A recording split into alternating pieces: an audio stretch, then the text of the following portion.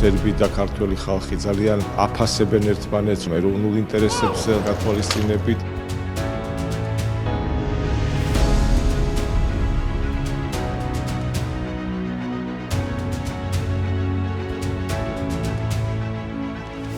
და უმეტესი მადლობა გადაუხადო სერბეთის პრეზიდენტს ბატონ ალექსანდრ ვუჩიჩს გულთბილი, საქმიანი და პარტნიორული შეხვედრისათვის. ყველაზე მთავარი იყო, რომ პირველი ვიზიტი იყო საქართველოს პრეზიდენტის, მიუხედავად იმისა, რომ ჩვენი ქვეყნები, ჩვენი ხალხი ესე ერთმანეთს გულშემატკივრობს.